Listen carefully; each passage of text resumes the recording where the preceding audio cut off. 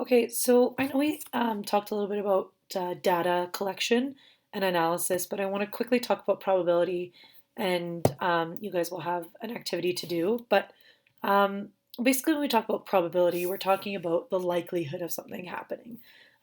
So there's different terms that come across: impossible, even chance, likely, 50-50, certain, uncertain, most certain, not likely. So we come across all of these terms. And what I've done here is I just have a continuum where it's from 0% chance to 100% chance. So, for example, if I think I have an even chance, I would put it down the middle.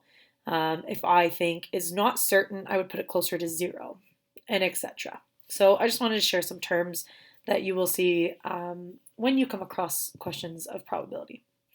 Now, we have two different types of probability. You have experimental and theoretical. So experimental is exactly how it sounds. You actually do it, or you actually have to try it. So it says experimental probability is found by repeating an experiment and observing the outcomes. So an example would be a coin toss. So you actually have to take a coin toss and toss it 10 times, right? And you realize that you end up getting 7 heads and 3 tails. So this is your experimental probability. You actually physically did it.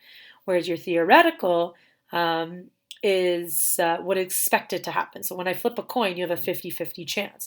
So you have a 1 in a 2 chance of getting a heads and 1 in a 2 getting a tail. So that's theoretical. So what's expected to happen versus what does actually happen. So this video does a great job at explaining it.